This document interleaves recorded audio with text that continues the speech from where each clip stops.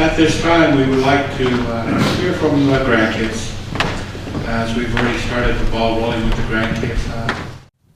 Grandma would love to hear from you all.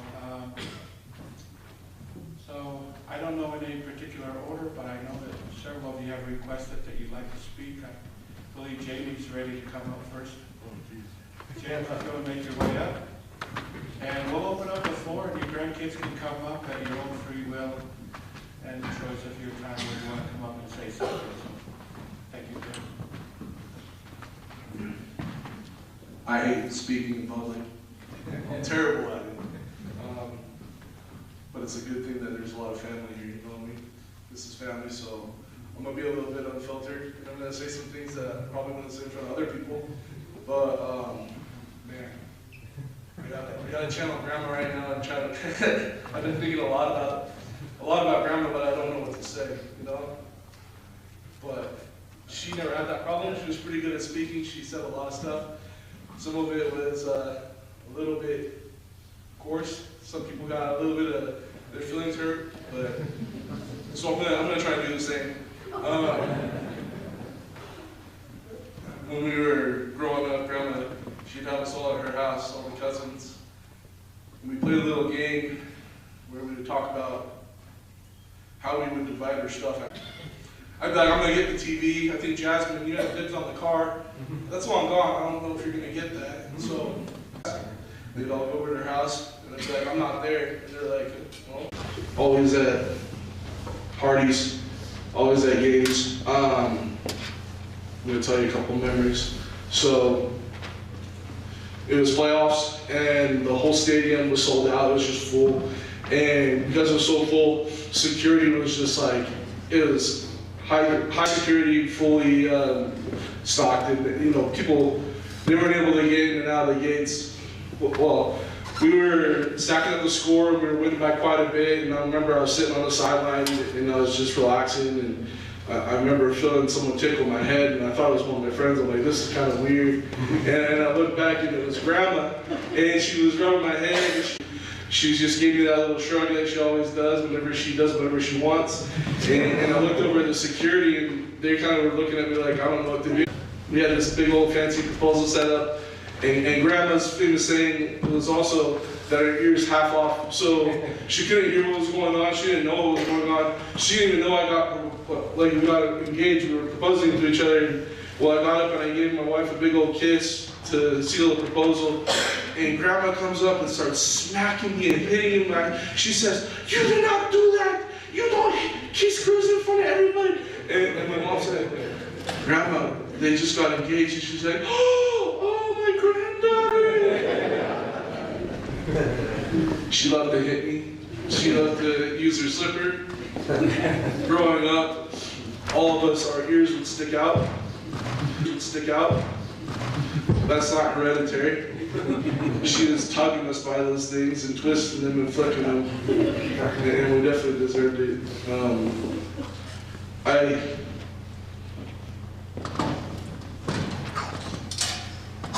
got to see Grandma a whole lot. I'm very lucky.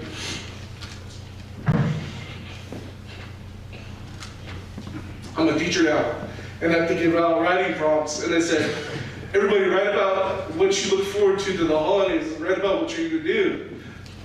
And they said, "Coach, if I'm going to do it, you're going to do it." And I wrote mine up.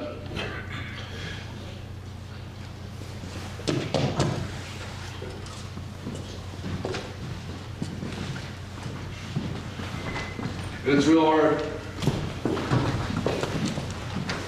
because all I said was, "I can see Grandma.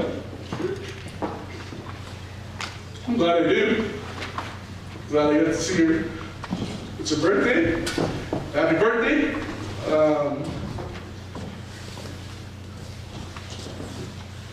It's hard, because when you lose somebody, you start to think about all the things that are going wrong,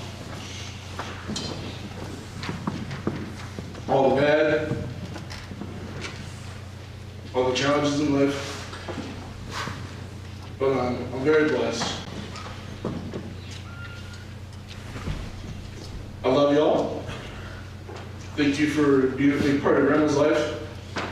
And I appreciate y'all. Thank you.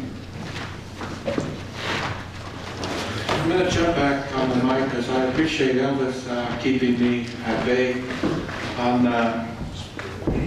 my duties up here. We do have one of the grandsons on the program.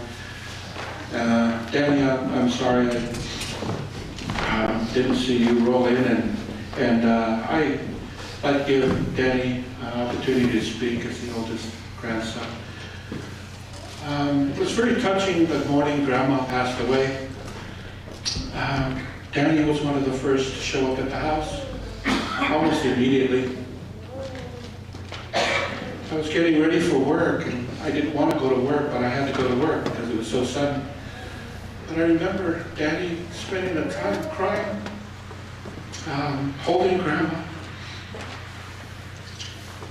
It was very touching because he cried and cried and cried until he was nearly throwing up to our bathroom. And he doesn't know how I felt in the other room about his love for Grandma. But it really touched me, something I will never forget. The rest of the grandkids came over as well. And they were even crying at the door before they even came in through the door. But I cherish that moment, Daddy, that you showed your love for Grandma. And I just would love to hear from you and your comments. Are you available? Are you ready? Okay, and that's fine, Daddy. I respect that. But I just want you to know that I appreciate your love for Grandma. At this time, we'd like to hear from Daria. I think Betty had you listed. Are you nearby? There you are. Adam? Oh, Johnny, sorry. Okay, we'll jump over to Johnny. And then we'll go on from there. So any other grandkids, please, if you'd like to say something. This is a wonderful opportunity today because we're just family today. Thank you, John.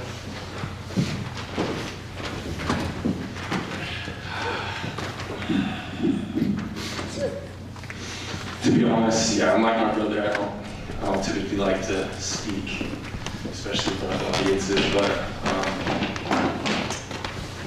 my grandma had a way of getting me to do things that I didn't really want to do. Some ways were nice and some ways were not as nice. But I just remember, like John was saying, we would go to family gatherings and there'd always be dancing and she'd be the first one out there, so she'd be doing the thing. The same move, she'd just do the thing for like forever, seemed like. And I would be sitting because I thought I was pretty cool, so I'd be sitting and she'd dance her way over to me. And she'd dance around me and I knew what she was trying to do. But I'd still pretend like I didn't know. And then finally she would get that look and she'd hold her hand out and like, it wasn't like, please come dance with me, it was like, hurry up. And then I would get up and I'd dance and I'd enjoy it. And then she'd have a not so nice way of getting me to do things. She would take her thumb and her pinky or pointer finger and reach over to my leg and grab skin on it and twist. And I would do whatever she would say.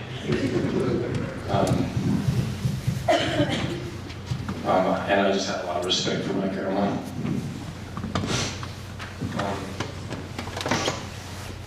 I'm just going to tell a couple stories. I don't think I have too much time. But, my grandma, so I haven't even introduced myself. Hopefully, I feel like I know everyone here, but my dad is Elvis, and I'm a grandson. My grandma raised a lot of kids. She raised her kids and she raised their kids, which would be my cousins. We would come to her house every day after school. There'd be anywhere from about 8 to 10 of us at her house, which is a tall task for anybody to take care of. But I didn't make it easier on her.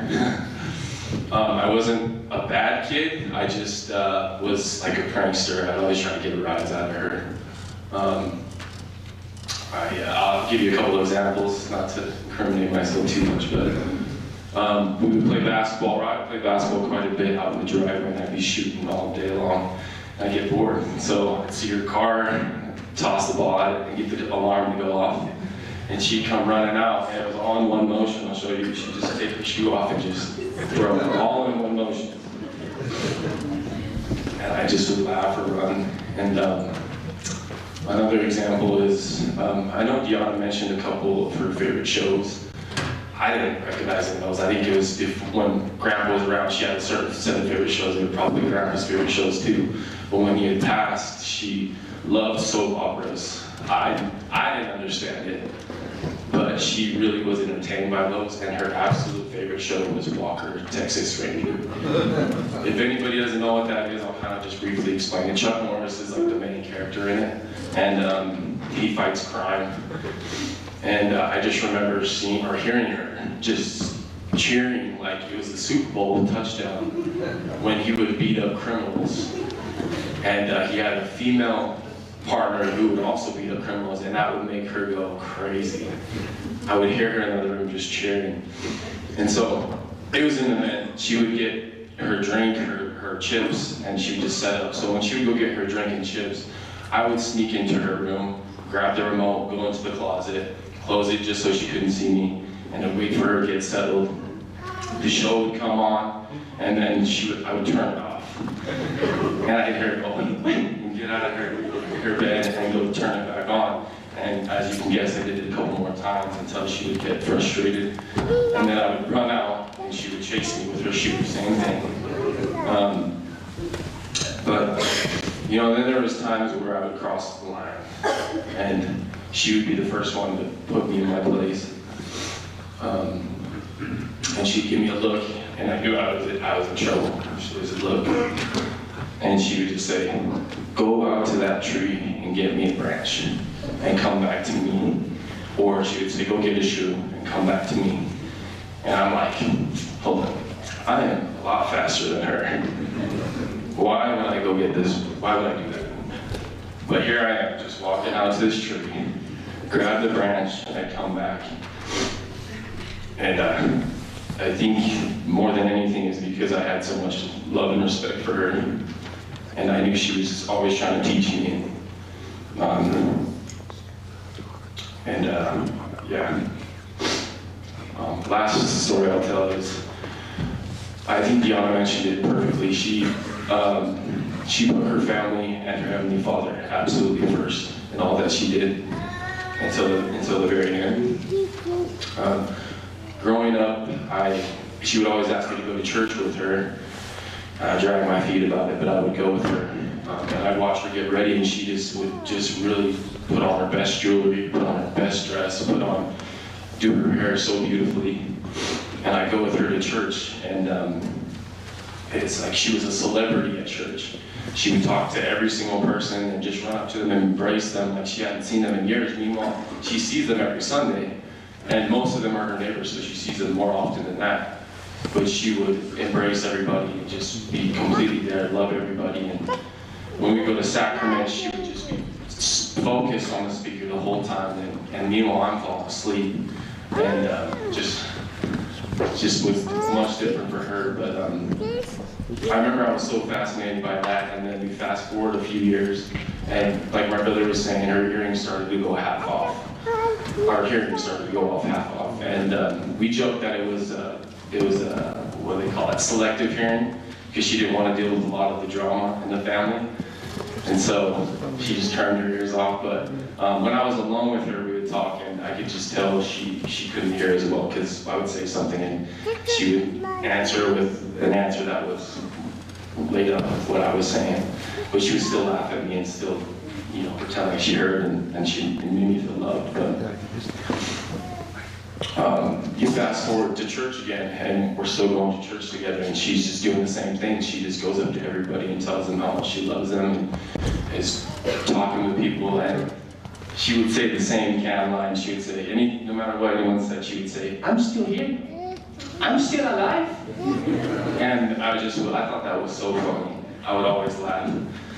But, so yeah, she's doing the same thing. She's talking to everybody, still loving everybody, and showing up and being there for all 3 hours. And I just remember as a kid, I was sitting next to her in Sacrament, and I would look at her, and she was still so focused on the speaker. And she was just paying attention, and she had her fan, she just did her thing, and she was just so focused and present. And at the time, I still couldn't figure it out because I was like, she can't really hear much. But when I got older, it made perfect sense to me what was going on. From the way that she would get dressed to presenting her best self, she was there because I think that was when she felt the closest to her husband and her Heavenly Father.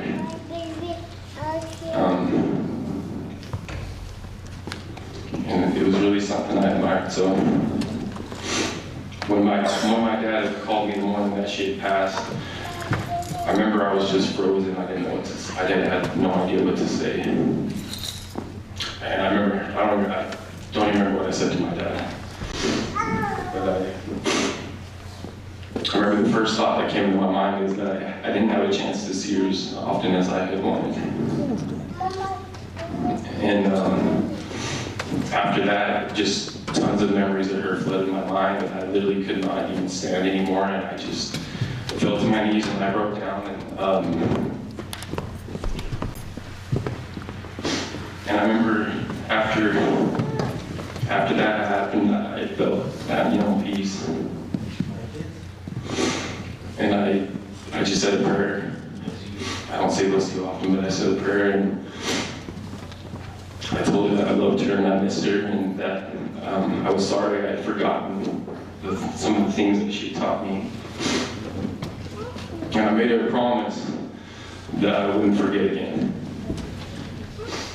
So, Grandma, I love you. I miss you.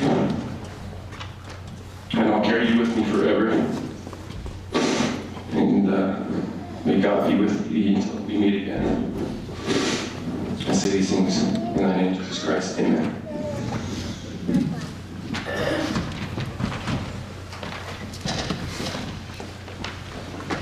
So grandkids, we'll keep the floor, the microphone open for you. We'll go 10, 15 more minutes and then we'll move on with our program.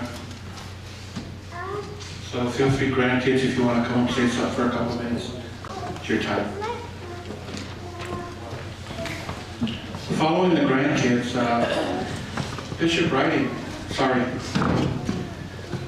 Bishop Dial, I apologize, and Kathy, so good to see you both.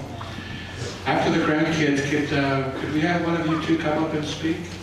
Would that be okay? To come up and make a few comments? All right. Actually, what we'll do after the grandkids, we'll invite the Brown sisters to sing, and then we'll move on back to the adults portion. Thank you. Beth, you coming up? Sorry. Sorry, I didn't know if you were just holding baby or waiting for me.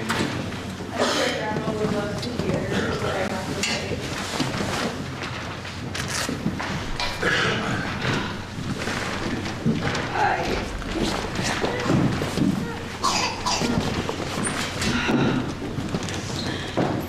My heart, it hurts so much.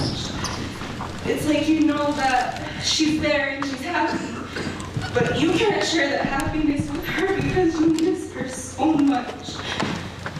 There's a pain that will never go away. A pain that she filled with love and kindness. She was such a generous lady. I look at my life and I think, how could I ever fill shoes like hers? She traveled, I calculated it, like over 8,000 miles, all the way from Tonga to New Zealand, coming here. That's 8,000 miles that we, her grandkids, get to be here for and build our own families. We wouldn't be here without her. She was an amazing, amazing woman that touched so many people's lives. And she will forever be missed and loved. My grandma, she has so many funny stories. There's a couple that everyone shared with you guys. That's what made her such a great grandma. There was no limits. She didn't care. She didn't care if there was rules about bringing food into movie theaters. She didn't care if there was no rules. She just wanted to make her grandkids happy. And I think that's what I'll cherish the most of my grandma is her happiness. I will always and forever love her and cherish her and think of her. And I will always take flowers to her the way that she took flowers to her husband. She is such a beautiful lady, and I will forever miss her. I love you, Grandma. I love you so much. She would say to me so many times that Grandpa would tell her, when I die, who's going to look after me? Who's going to take care of me? And she would say, oh, Beth is going to take care of you. And I held that like such a high standard. Like, Grandpa, you're putting me like to help my grandma, and I cherish those moments up until the very end. Up until the very end, Grandma, you were amazing. You made me laugh, you made my kids laugh. You told them off the same way you told us off, and that was amazing. And I love her for it. And I will ever, forever be grateful for this beautiful woman that has touched all of our lives. Let me say this in the name of Jesus Christ.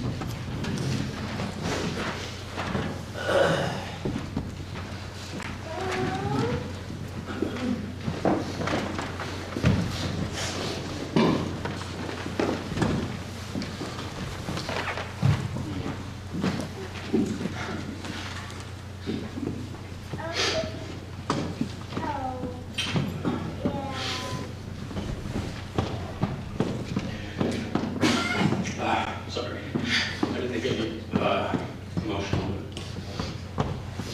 It's like, I'm Vava'u Suliafu. My father is Daniel Suliafu, grandma's oldest son. And I was, I think me and my cousin Armand, I think we were like kind of taken to grandma's house as our daycare from even before I could remember.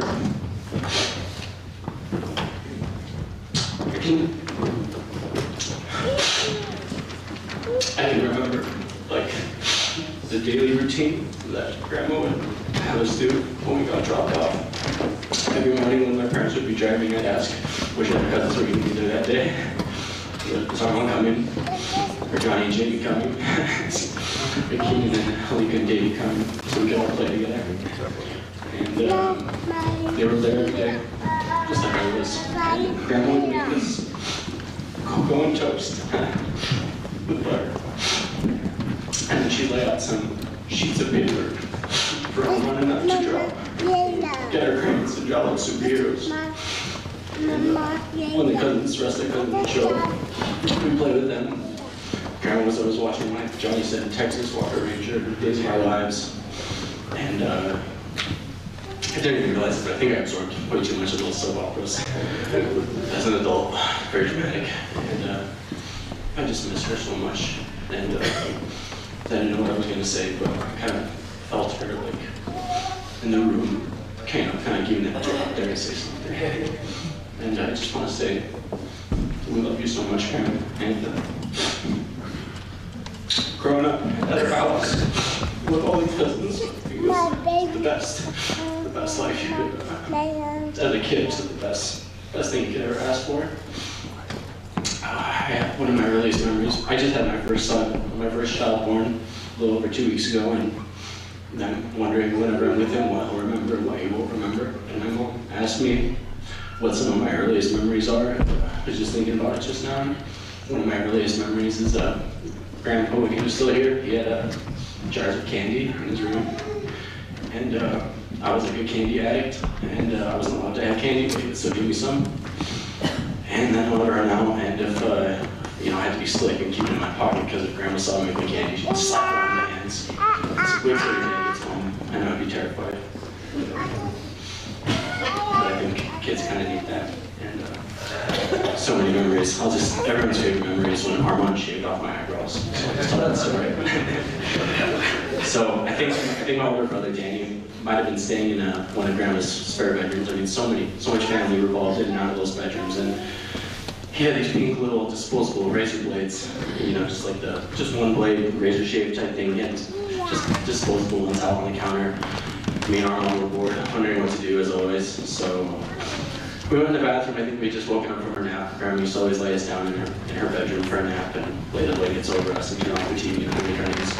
I think we had just woken up from a nap, came out into the little hallway, and went into that little bathroom and saw these razors sitting there.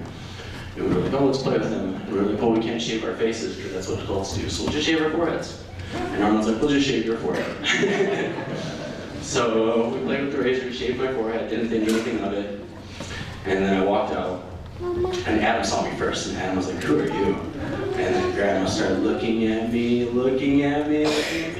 slapped me, and said, when your dad gets home. And sure enough, my dad came home, he was furious. Oh my gosh, I think that's the first time he slapped me too.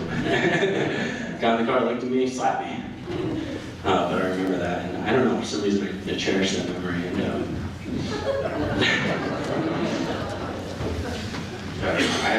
it's like so many memories. There's not one, it's like deeper than memories, it's just like instincts, just to think and be back in Grandma's. So thankful that she was there. She took care of all of us, and I had the upbringing that I did. And it's funny, like people I work with now are my friends outside of family. They always say, I can't imagine you having a family. Like you seem like you were raised by a pack of wolves. And no, it's just all my cousins and my crazy grandma every single day at the crucible. And miss you so much, Grandma. Thank you so much. Love you forever. In the name of Jesus Christ. Amen.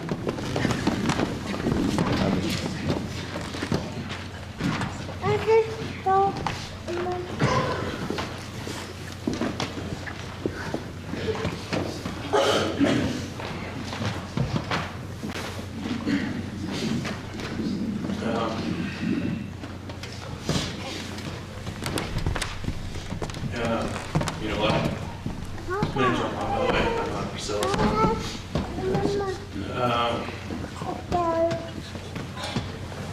My wife's cousins is out for. There was kind of this pattern of after school every day we'd all go over to Grandma's house and we would hang out there, and like John said and Jamie said, like 8 to 10 of us. It seems crazy to think that she was taking care of all those kids at that time. But you know, it's something that I think as I get older, I realize something that I kind of took for granted.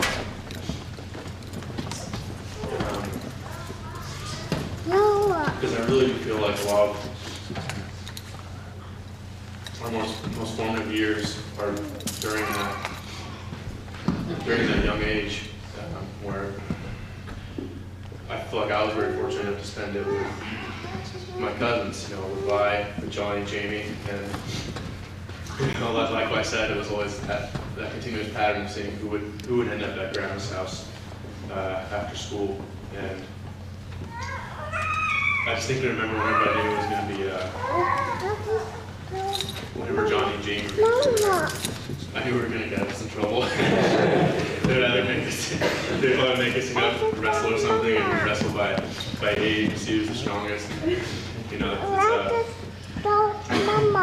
and of course Grandma never wants to do that. She always come out, like Johnny said, with her slipper, and she was accurate. It was crazy. It was impressive. She did this across the yard.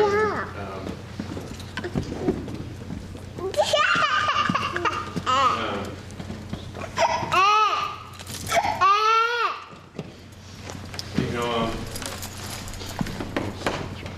last 10 years or so, maybe a little less. She's when Grandma moved out of her house, she moved into my parents' house.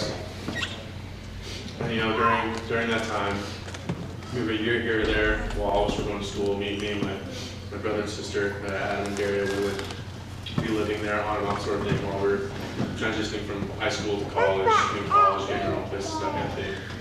And so some or another, we all would live with her for a year at a time, even 6 months at a time. And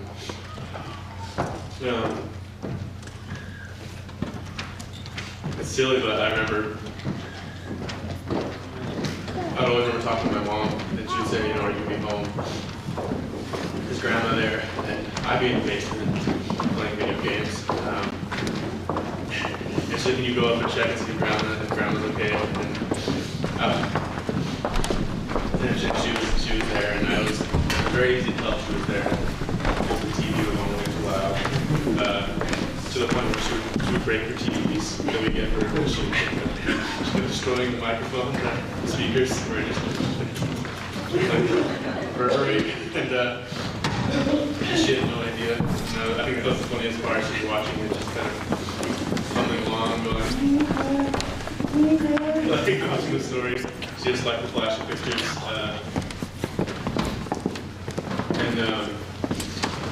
And she would always kind of sneak downstairs. And she wasn't supposed to. She would never go upstairs, you know, like having careful of that. But she always would anyway. And I could always hear her coming, because she would be just keep kind of making that fun little noise she made when she walked down.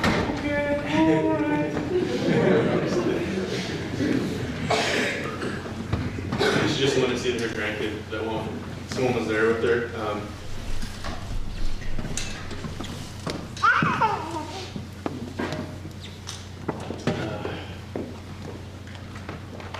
And she would come down and she would say hi to me, and you know, as much as I know she was just coming to see someone was staying out with her there, it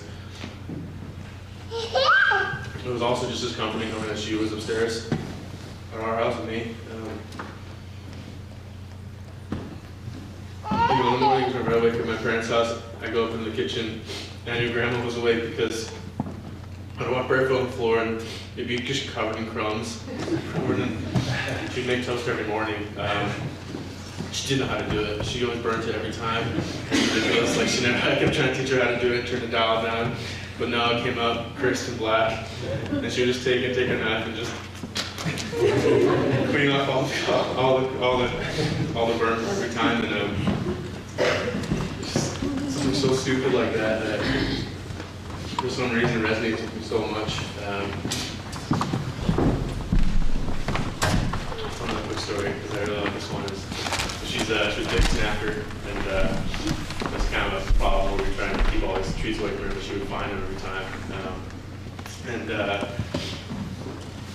Of course, like everyone goes through a phase where, like, big protein bar phase, where I would get a bunch of protein bars and I didn't want her to eat them, so I would hide them as high as I could up on the top shelf and in the cabinet. And if she was home, she would search every cabinet. You know, she was like,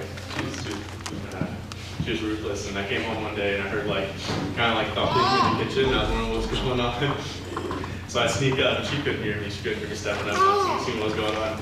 And I see her, she'd be using her cane and she'd come around and she'd be cooking it down. And I go, like, Mom, my protein bars, like 3 or 4 of them were gone. I'm like, no, I bought them yesterday. She was a menace. She had an appetite. It was impressive. I mean, I know it sounds silly when I say it, but I kid you not, I think she ate more than me most times. And she would always do it very delicately where she would say, well, that's too much, come on, eat it. And we give her a little bit, and then she'd be back 10 minutes later picking at it until it was gone by the end of the day. And she just had such a...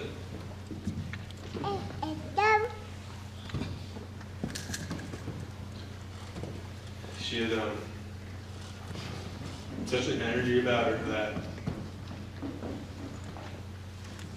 I won't forget, you know, it's hard to...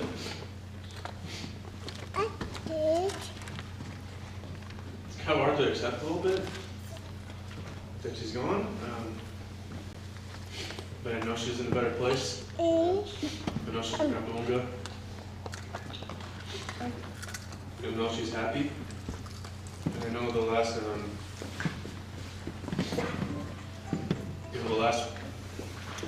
few years have been hard for her, and I know my mom and my parents with the family.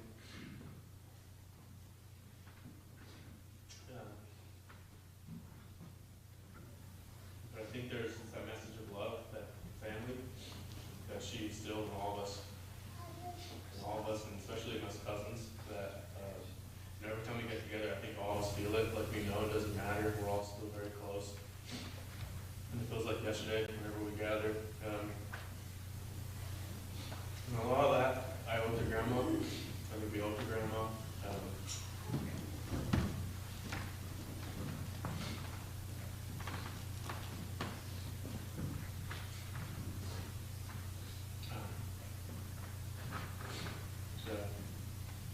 I love you, Grandma. I miss you. Thank you for everything you did for all of us, for me.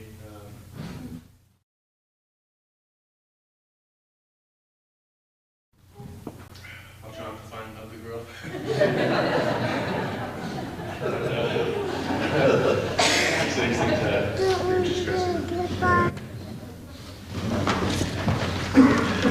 Ami ofisi apito kita mo Tonga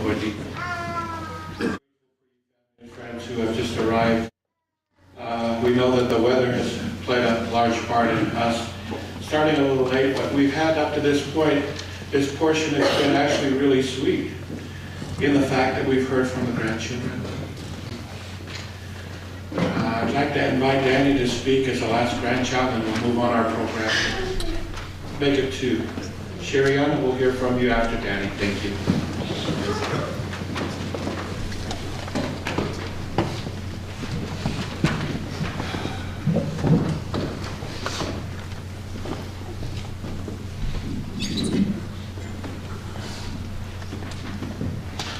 Family and friends, thank you all for being here.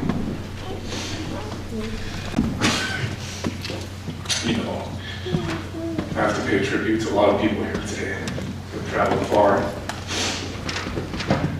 I'd like to pay tribute to the South family, Carl, Cousin Albert, Benga. I loved you. Grandpa loved you guys so much. Tiana and Grandpa, Uncle Eddie, they're all together now. Thank you for our loyalty to our family. Dad, I loved you. Edward, spent a lot of time together as kids. Love you so much.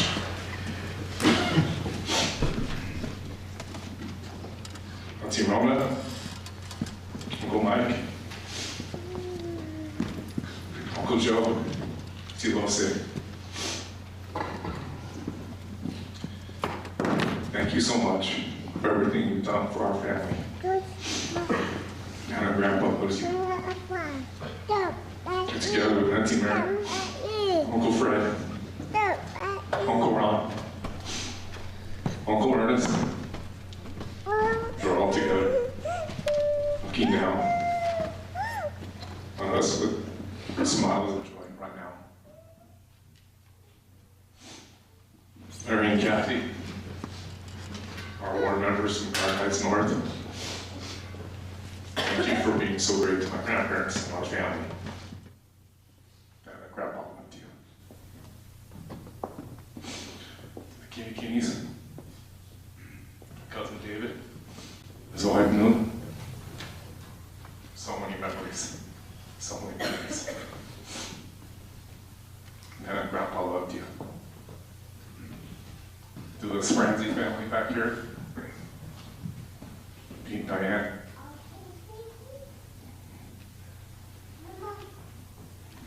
And Grandpa loved you. Thank you for being such great neighbors in times of need. You love your family. Carrie, Dad and Grandpa love you.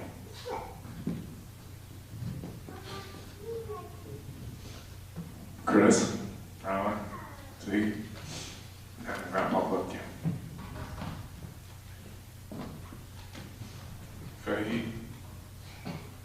Afu, I love you guys, man. Thank you for being so loyal to me over the years. Dad and Grandpa love you. Jack McDonald, my neighbor. We see each other all the time. There's a lot of history with Jack. Dad and Grandpa loved you. Otto,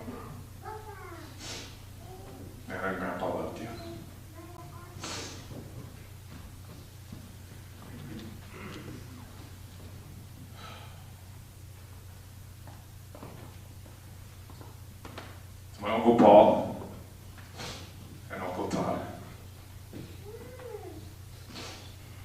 Thank you so much for taking that in for our family. You don't know what a relief that was for all of us, knowing that she was at your house, or your house, Uncle Todd. Thank you very much. I'll never forget that.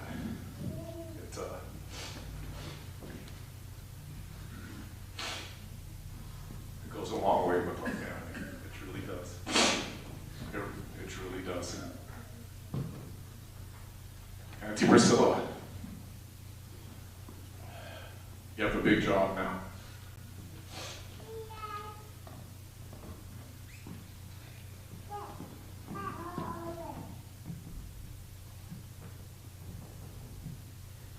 The arrangement you've put together, you've always made things look so wonderful.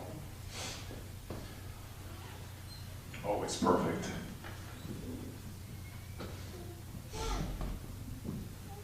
Uncle Elvis and Auntie Elizabeth, thank you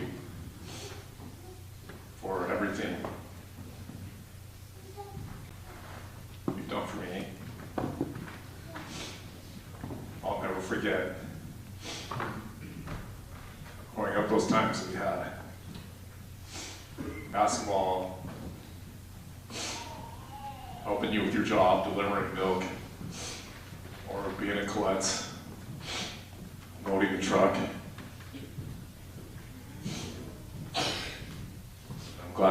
I'm glad the goats has just walked in.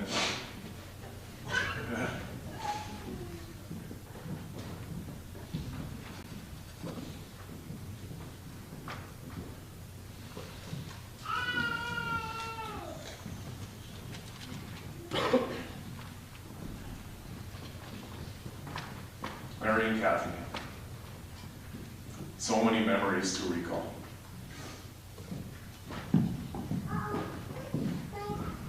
I want to thank you for everything you've done for our family, living right next door to us as growing up.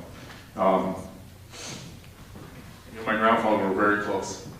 You had a common bond, a common love for the game of rugby, and I remember that like it was joint houses. Kathy would always make me lunch, carrots, peanut butter jelly sandwich for me and little Larry. I'll never forget that. Thank you for taking care of me and being so loyal to our family. We love you. Uncle David, thank you. I learned a lot from you as a kid growing up, and I'm grateful for those memories.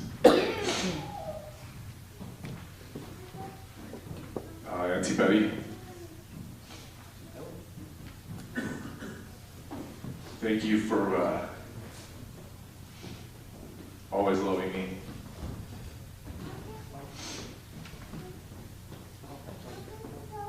It goes a long way.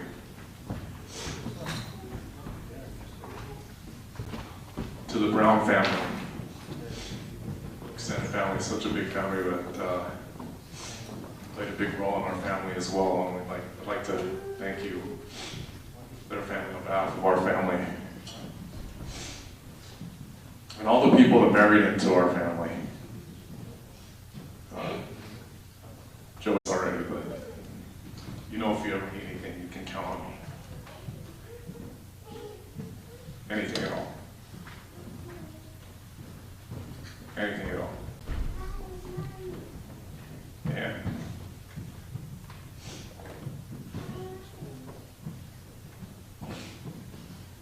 I'd like to regular grandma moments. Like, I was thinking about all of my fun memories with her when I heard of her passing, and it was things like her picking us up from school, my cousins and I up from school, and one of my cousins rolling out onto 2300 East because the child locks weren't on, and rolling on the busy street, or her hitting my seminary teacher's car in the parking lot when she dropped me off in the morning and driving away.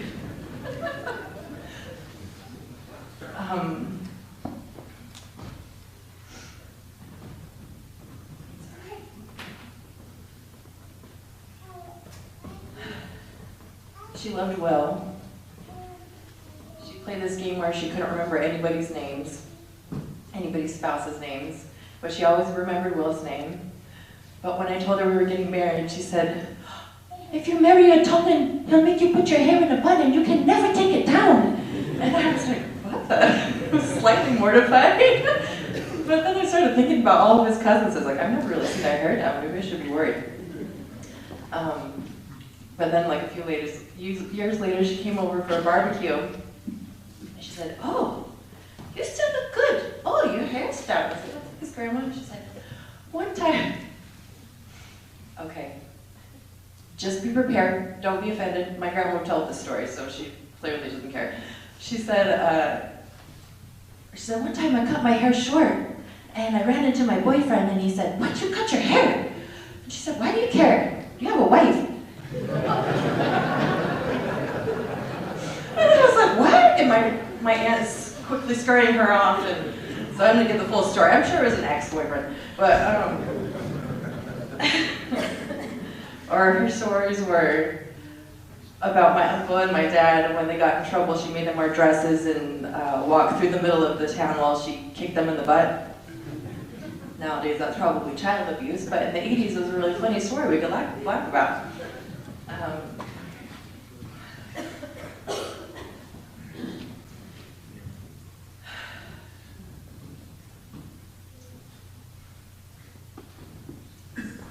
My grandma lived 3 houses down from me, and she raised me and most of my cousins. I think there were times when there were 16 of us, and I was the oldest of the group of kids that she would babysit, and like they said, she had some amazing aim with her slipper. "Go get my slipper so I can step on your throat." I don't know if she ever did it. She didn't do it to me, I was her favorite, but kept us all in line, and they'd all run away laughing like hyenas. But I loved watching soap operas with her and eating cocoa and toast and all of her food that she put too much lemon pepper on, but still accustomed to the taste now. But she was a safe space for me and my brothers when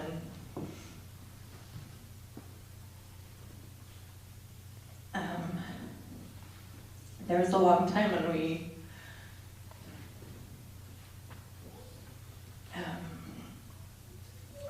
were in chaos with our family, so we always felt that we could go there and we'd always have her to talk to, or, you know, feel comforted or loved, or have mac and cheese that possibly had gnats in it from the garage, extra crunchy. And she'd sing Baby Dama to me while I put my head on her lap, even when I was like in my 30s and too big to be doing that. And I just remember at my wedding, I got married in Hawaii, and we're in the middle of the ceremony, and I just see my grandma sneaking around. We got married under this big tree by the beach, and she's sneaking around this big tree. Everyone's yelling at her, "Mom, get back here, get out of there!" And she's just like doing her own thing, crawling along the like roots of the tree. And I'm like, what are they doing? Why is everybody yelling? And I have my hand here, and I feel somebody grab my hand from behind, and it was her soft, sweet little hand. She always had such nice hands. And she didn't care that everybody's telling her to leave or get out of the way. She just does what she wants. If you know my grandma, she always does what she wants, and she doesn't wait in line, which benefited me, even though I pretended to be embarrassed. So I don't want to wait in line either. But she just wanted me to know that she was there for me. And she didn't care what obstacles she had or who was telling her no. She just wanted to let me know that she was there.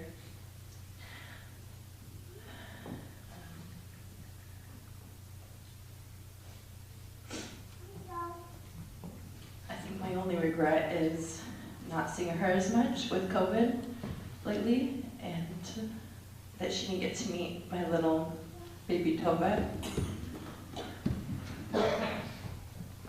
But my girls were asking me about her the other day, and I was telling her, I was answering the questions and talking about her, and my baby started babbling and smiling and acting like she had something to say.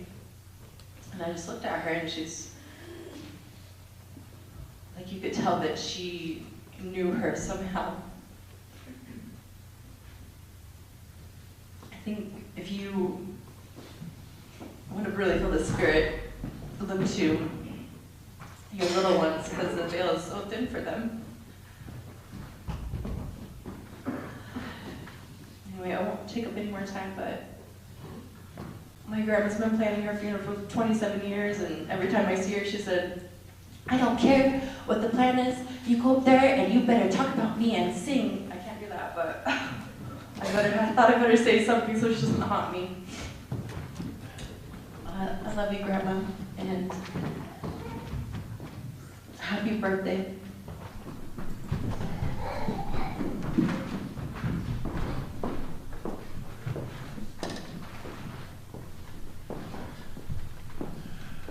Brothers and sisters, family, friends, brothers and sisters, go ahead and make your way up. While they do so, these will be our next few speakers. We'd like to hear, following their song, we would like to hear from our dear sister Rona. I apologize. We'll hear first from Bishop or Sister Dial, followed by Rona. And then we'd like to ask Jack McDonald to speak next, and then followed by Larry Gowix. We'll go to that point. Thank you.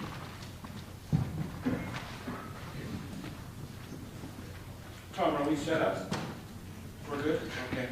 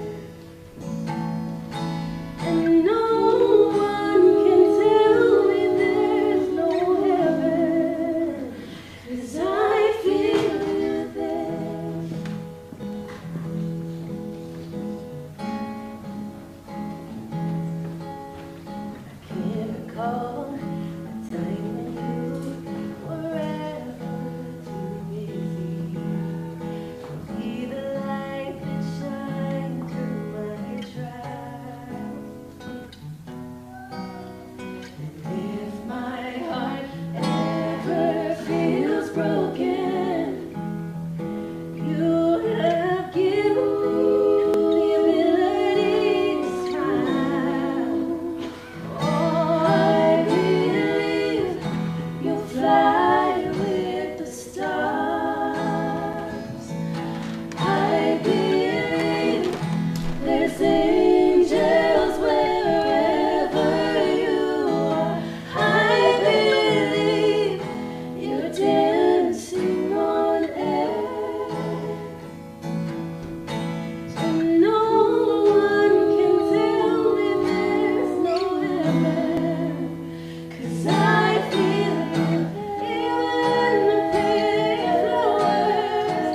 And there seems to be just a memory of you. And there reasons, and it's Lord, they're hurting my heart. Your life never ended. It's only the start. I believe you fly with the stars. Oh, I believe there's angels wherever you are. I believe you're dancing on air.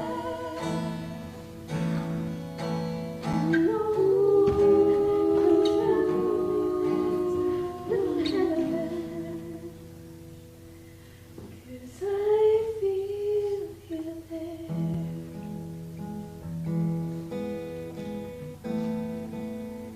'Cause I feel you there.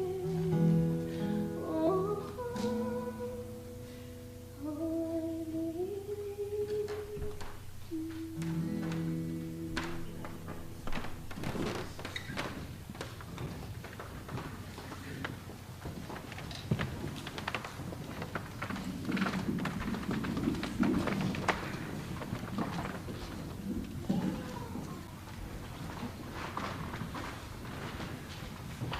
Brothers and sisters, it's a real honor to be able to say just a couple of things about Unga Suliafu.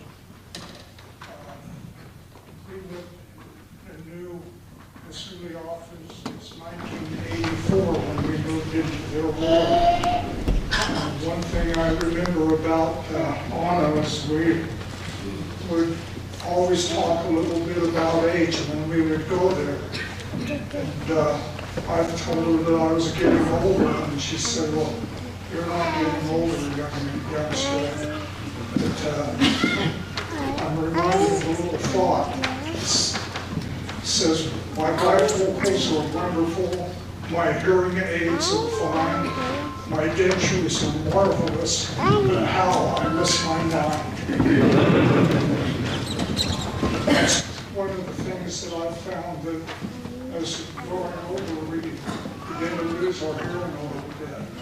One of the things I'd like to mention that I remember about Anna was her love for the Sabbath day, and for us being able to be in their home.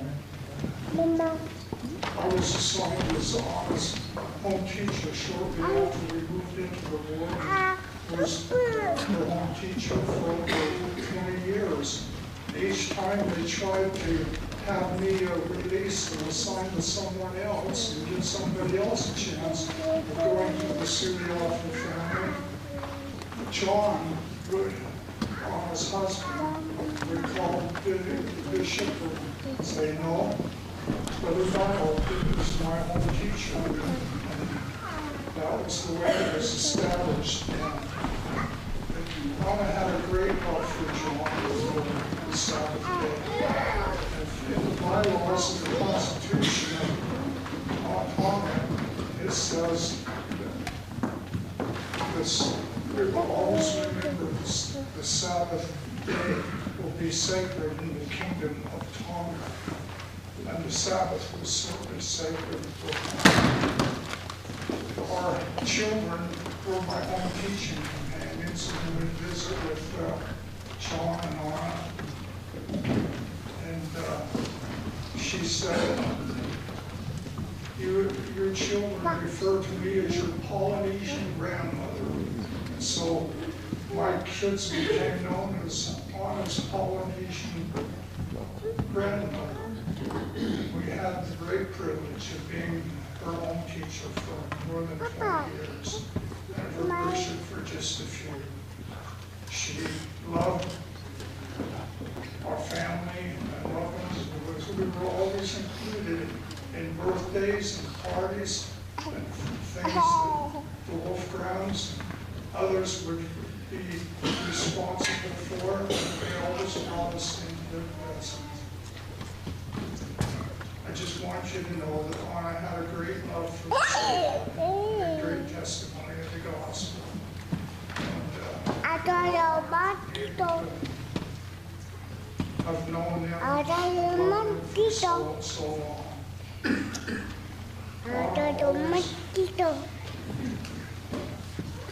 Loved and supported John, and I'm sure they're having a happy reunion now at this time. And I'm grateful to be able to just say just a couple of things about Anna and their family. We love them, their family, and their children.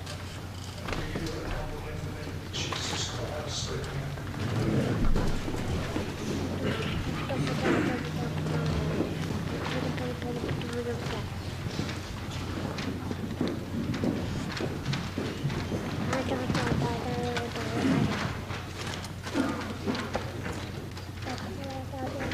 Hello everyone.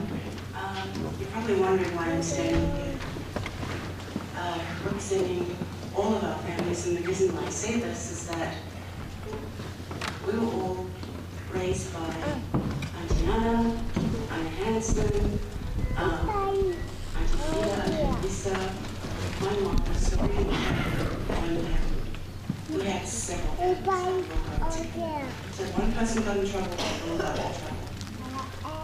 So I remember back when I was young, I was the young one that was always with the older myself and Betty, and sometimes Ross. My older sister Maya and Priscilla and Ruby Benton and Anna, they were always the princesses of the family, so they got to do everything while we were at home, cooking, cleaning, taking care of everything. So we were kind of like the gophers of the family. So as we all grew up, our mothers all passed on, and Auntie Anna was the only one left.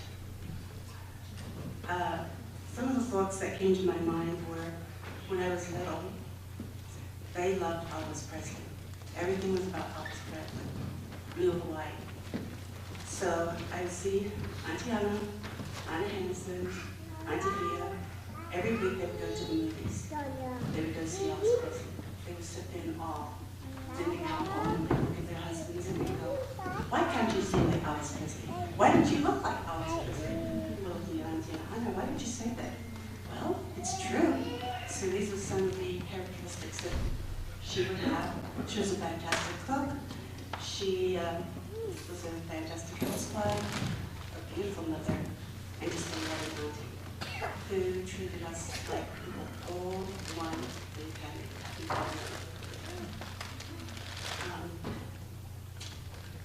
Priscilla, Betty, Daniel, Elvis, David. Thank you for taking care of it. Here, Montana, I know that we will all miss her. And one thing she wants us all to do is to stay in contact with each other and take care of each other and grow in the right way.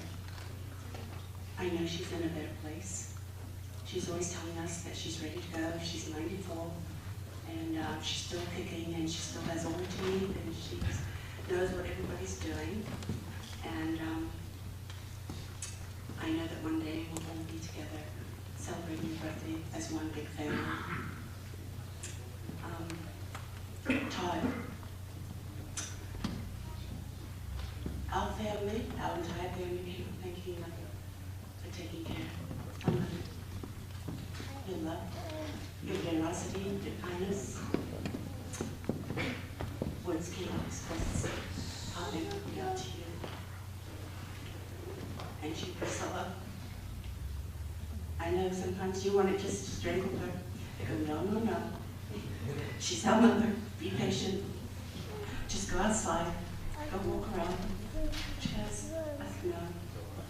When she's not here, those are the days you really need to feel it. I know that we will all be missing her, but she's celebrating her life with all of our loved ones.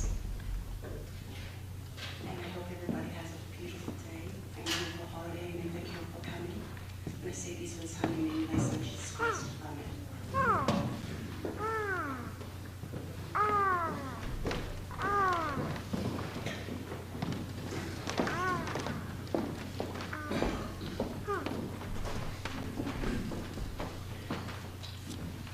Tēnā koutou katoa e ngā huna tapu me ngā hoa aroha.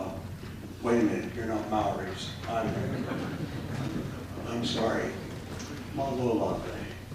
Fifita Alpito ke whelawaki pea mo all of you. My name is Jack McDonald, and I first met the Suliafu family in October of 1967. Anna always had curlers in her hair. The boys had more hair back then. And Priscilla's hair was darker back then. But how I loved going to 33 Waipani Road and visiting my wonderful Tongan mother, Anna, who called me her Papalangi son. I am so grateful for that and for the many memories of going to Beaumont Avenue. I grew up to be asked to speak at John's funeral when he passed away. I didn't say Talofa. Kathy and I and our family have known the Suliafus for some 45 years. We were next door neighbors for many years, and their children played with our children, their grandchildren played with our kids. As I think about Anna, as Kathy and I were reminiscing so many memories, we talked about how they treated us as family. We had a mutual love of New Zealand. Fans from both teams, one of those great ocean seafaring canoes and exploring new lands and new islands. They were heavily laden with supplies. The sail would go up and they would push out of the harbor and would watch that ocean-going canoe, that great ship, sail. Makihele, who represents the Makihele side. Thank you for you and your lovely wife for being here, always from California. We'll turn the time over to you, following which we would like to have closing remarks by Elvis Hansen. And then I'll come up and we'll introduce our closing song by the grandchildren. And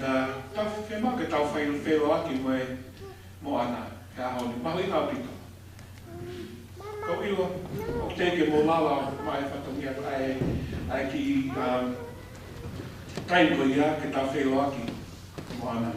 Kai tuke tai mi ki tau wheloaki pa whai tau lotu ka tau kuat wheloaki koe ki kamatai ai po kalamati ko te malo pito mo.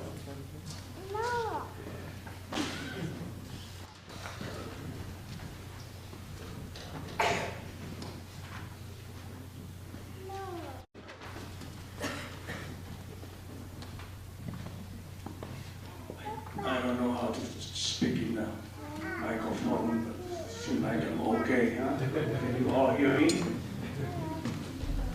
Hi, all the family. This is a lot of family. Well, I got a news, a good news, maybe it's funny news, but I was the first baby that Anna babysit. 1949 to 1951. She's the one who told me, I didn't know that because I was a baby. And every time she sees me, she's happy, she's smiling face and come and talk to me. But her and her mom, the one that babysit me when I was little. Because when I was baby, I have a problem with my heart. I didn't know that. They are the one who take care. They have some seafood, bring it over, smash it, and feed me with it. And I'm still alive. I'm glad that they did that to me. And but I didn't know Anna because she left from Tonga before I know something. I'm 2 years old or 3 years old when she left. But when they came Priscilla to Tonga on, I don't remember what year, and she told me that. And oh, wow, that was great. But I feel bad because she left and my grandma left from taking care of me. All my neighbors, they're 100 years old, but they still have teeth. And the story about that, they steal my food. That's what happened in Tonga the old time. They don't have anything to smash the food with. They steal my food for me, and I still can tell. I look at them, 100 years old, 3 women in our neighborhood. They come and take care of me, and I'm still alive. But that's how I remember the old time. And Anna, go tell our family I say hi. And I'm going to be there soon.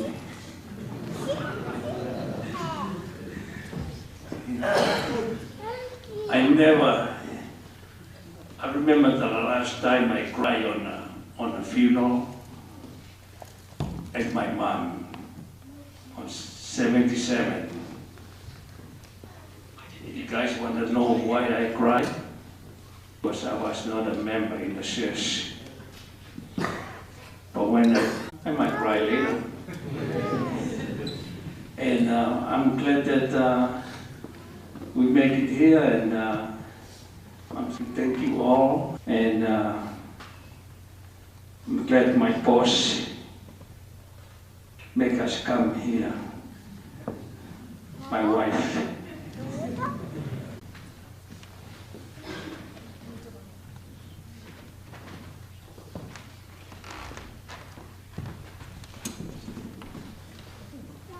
Brothers, sisters, family.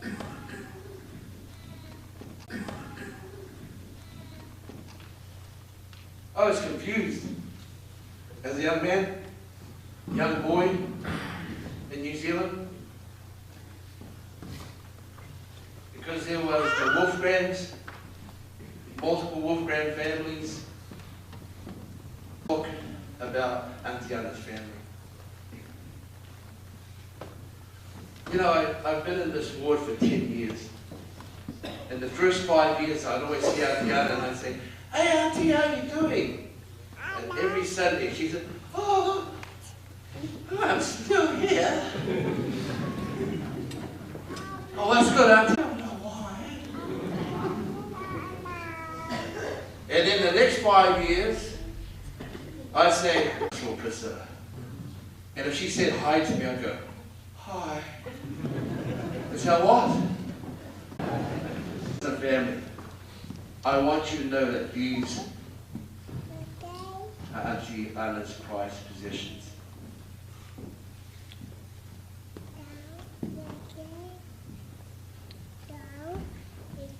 I want them to know how much I love them. I want them to know, just like their like your mother, they never got sick of me hanging around. I know I was a pain in the butt. I shouldn't say that. I was a pain in the, you know what. But they tolerated me. And I never realized that Auntie Anna really was a mother to me, another mother. I was okay till yesterday, when my wife told me last week she's looking at Facebook. That's what you do when you're an empty nester. You look at Facebook, nothing else to do. And she said, oh my gosh. And I was okay all week. So I went over to take my mom to Betty and Paul's house, dropped her off, and I said, so I just caved to my plans. Mr. Manson bought me a brand new tire. Promptly at 12 o'clock, we will bring this meeting to a close so we can all be able to come and spend a few minutes with Grandma. At this time, we would like to sing a closing song, Kataki no Atiana. We will sing together, and once you say goodbye, please file on through if you're staying to the chapel and find seating there. The first 5 rows have been reserved for the close family members. But that way,